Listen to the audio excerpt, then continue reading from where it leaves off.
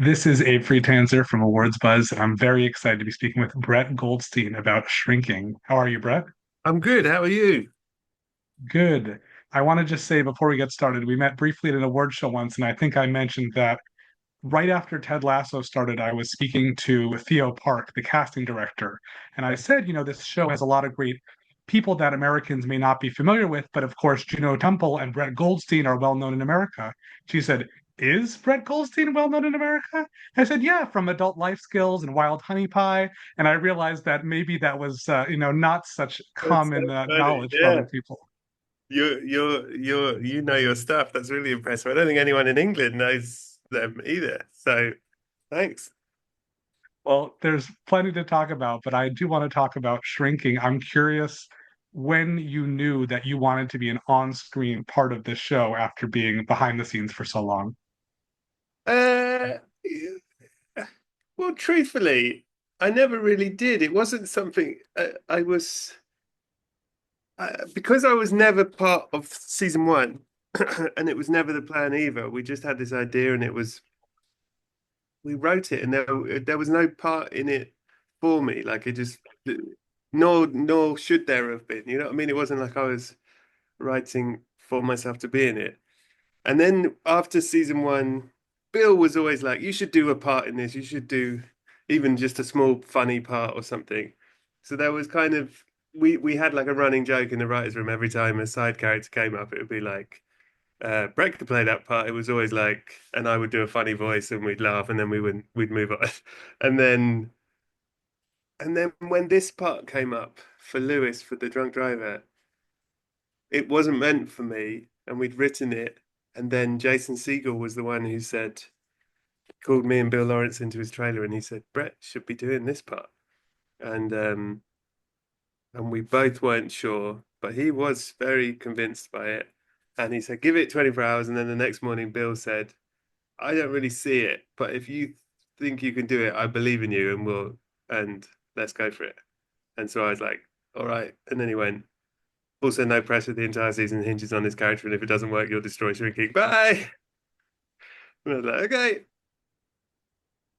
Well, I think that those who have only seen Roy Kent would say this is not, this is an Yeah, unusual fit, but I think those films we talked about before, even though there's a lot of humor in those you, roles, they're you, considerably gentler, you know. yeah, Yes.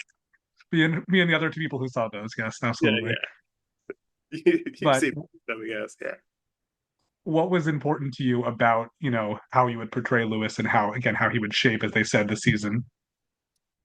Well, it's the thing I think we're always interested in of like uh taking um taking a character that on paper is bad or has done a bad thing and then kind of opening out the picture and with empathy and showing that everyone is more than one thing, and this character in particular is like it's really um it's sort of deliberate in the language of it that they call him the drunk driver. And when Alice first sees him, she's like, because you're a fucking drunk. And it's like, these are words that make it easier. They make it easier to hate this guy. They make it easier because he's done the most terrible thing. And the more you can pigeonhole someone into one sort of shade, black or white, it's like done. Like, this is a bad person. He's a drunk driver. And so as like the show goes on and you see in the flashback, he isn't an alcoholic. He wasn't drunk. He was like one over the limit, and it's all these details that make it like he's just a person who was involved in a terribly, terribly tragic thing, and but so in a how you play it, I don't know, is like because everything's out of order, as in I play him before the accident, episode 8. So at that stage, you're just playing a kind of normal guy.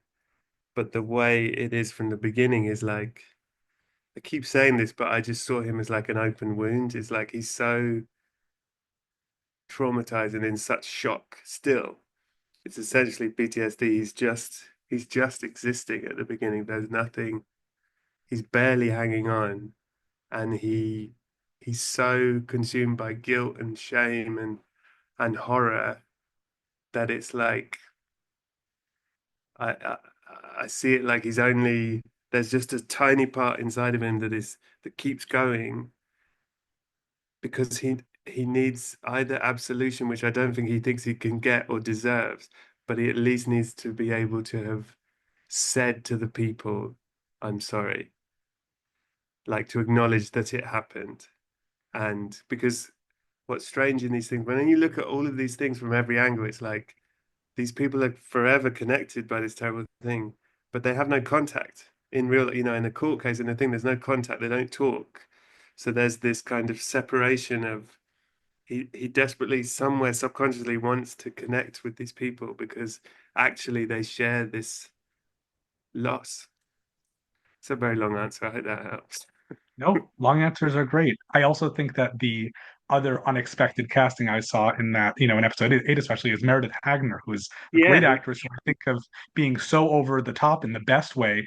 That's not what this role asks for. And we also get, a hint of what we think happened, which isn't actually what happened. And I'm curious about the choice of her to play that role because I think she's great, but I wouldn't have ever thought of it.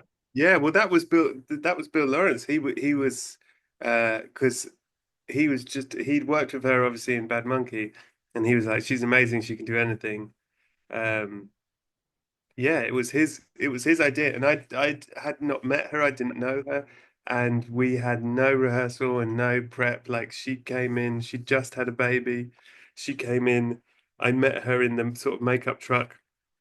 She was breastfeeding, I think. Like it was all like, oh, hello, oh, sorry, and she was like, it's fine, and we said hello and we had a little chat, and she was lovely. And then we were filming these scenes where we're a couple, but because she's so Bill was exactly right about her. She's so open and present and fun and a really good improviser and stuff. And so we just did it. And she's lovely in it. You've seen it. Yeah, it's amazing how much she could give with no prep, no nothing. Brilliant.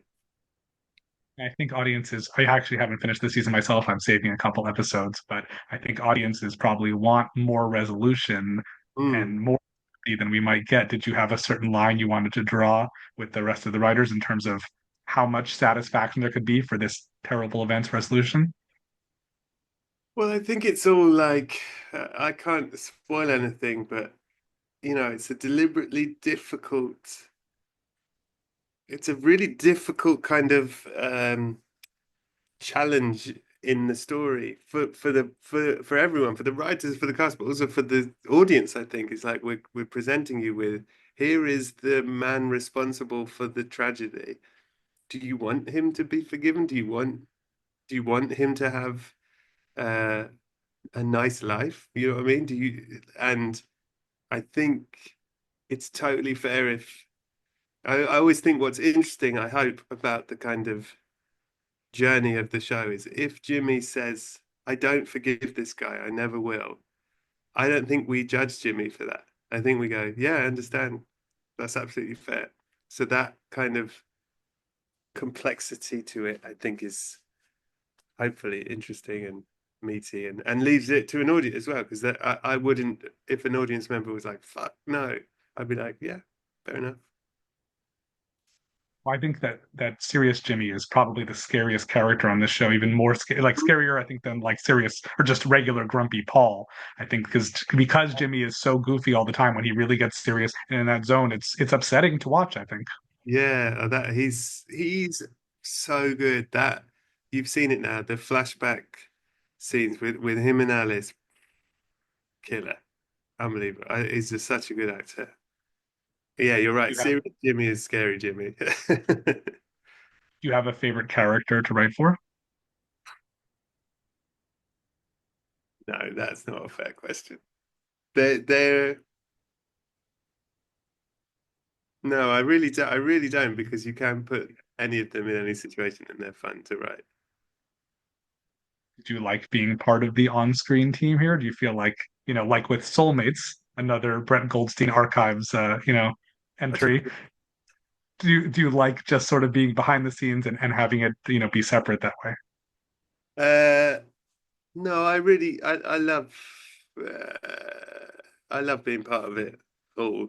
Uh, it's it's really, I'm very, very, very lucky that I get to do it. But I also genuinely hope that it comes across as in I only want to act in it when it's good for me to when it feels right. You know what I mean? Like with Soulmates, I wasn't in Soulmates because it didn't feel like there was a part for me. It didn't feel so. I'm very happy in either way, whatever is good for telling the story. But I do love doing it when I do it.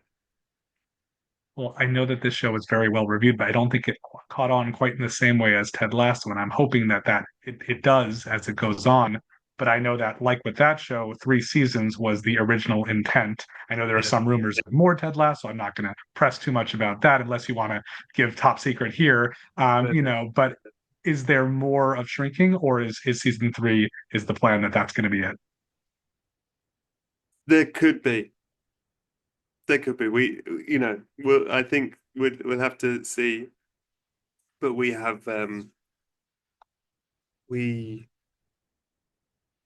Bill in particular actually. Yeah, I can't really say. I'm sorry, but yes, there could well be more, Do you have depending on plans? where it is. Do you have plans otherwise to continue collaborating with Bill on other projects in the future? I think we'll always end up. Listen, actually, I can speak for him because we had this conversation. We both have other things that we're doing separately, but I think we'll always do stuff together. I think we'll probably every few years do something together because he's fucking brilliant, and I think we enjoy working together. And uh, I would never want to not.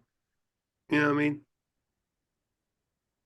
Do you feel that Roy Kent, now that people in America know who you are, do you feel like Roy Kent really follows you around and drives a lot of project decisions you might get offered or make? As in, as in, is that do people offer me stuff similar to Roy Kent? Yeah, do you feel like that's what people think of you?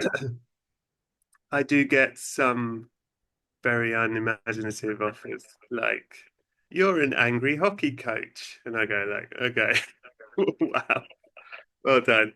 But no, I mean, I think I've been lucky, and I try and choose things that are different. I mean, luckily, I think that's what is very nice for me about shrinking is how different it is. Well, I was in Toronto a few months ago and had the chance to see a great film called All of You. Oh, Abe, you are my number one guy. It does Incredible. seem like I'm a little obsessed, but I just pay attention closely, Take I it. promise. Take it. So I thought it was great, but unfortunately, I haven't heard anything more about it. Do you know if there are distribution plans in the UK, US, etc.? I do, but I can't say for about 1 week. I like it. That's fine. I'll take it. Okay. That's good. That's fine. I have very Well, exciting news, but I can't say it for a week. I'm sorry. well, by the time this interview goes, maybe we'll have it Yeah. out there, but I don't want to get you in trouble just in case. I know, great. Oh, thanks for coming to watch it. That's my baby, that one. I also like that it's got this sci-fi element to it that like is almost irrelevant to the story. The same way, I mean, I think Soulmates has a little bit more of that, but there's definitely those two feel pretty connected. Yeah, the whole thing. I read a couple of reviews with it where they were like, they don't do much with the sci-fi premise. I'm like, yeah, it's very deliberate. There's no mistake. Like uh the soulmates thing is it's a metaphor. It's like religion. It's whatever your sort of guiding principle is, it's that. It's this idea of it was destiny, it was religion, it was meant to be. Um, it's what you we sort of leave it for you to fill in the gap for what it means to you. You know what I mean? Absolutely. Then it's Is just there a anything? love story. And then Sorry, it's go just ahead. and then it's just a love story. Yes, no, that's nice. Is there anything else that you're working on that you can share at the moment?